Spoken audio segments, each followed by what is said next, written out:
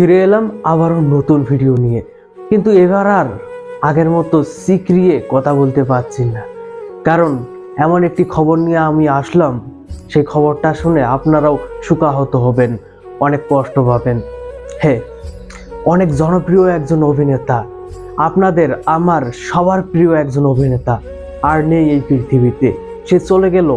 Cinema হলে তাকে আর দেখা যাবে না, সিনেমার পর্দায় তাকে আর কখনোই দেখতে পারবো না।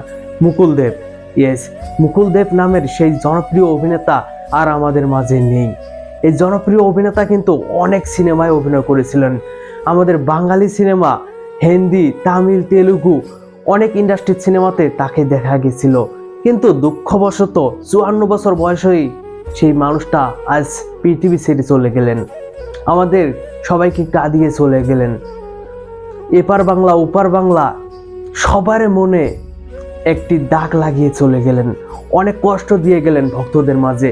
যে অভিনেতা পর্দায় আসা মাত্রই দর্শকরা চিল্লিয়ে লাফিয়ে উচ্ছ্বাস প্রকাশ করেছিল, যে অভিনেতাকে দেখে হিরোরাও ভয় খেয়েছিল। হে, পর্দার সেই খলনায়ক আর আমাদের মাঝে নেই, যিনি সুপারস্টার জিতের বিপরীতেও 2-3টি কাজ করেছিল। আওয়ারা এবং বাচ্চান সিনেমার কথা আপনাদের মনে আছে? সেই সিনেমাতে সেই অভিনেতা অভিনয় করেছিল। তার নিখুঁত অভিনয় সবাইকে মুগ্ধ করেছিল, অনেকে হেসেছিল, আবার অনেকে ভয়ে কেঁপেছিল।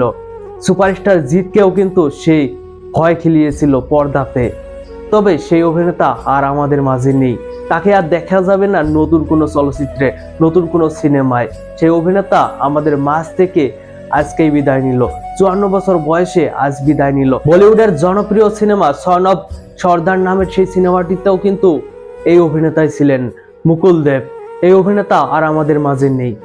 ভালো থাকুক ওপারে আমাদের জনপ্রিয় অভিনেতা, আমাদের সবার প্রিয় অভিনেতা। এই কামনাই করে আজকের ভিডিও থেকে আমি বিদায় নিচ্ছি।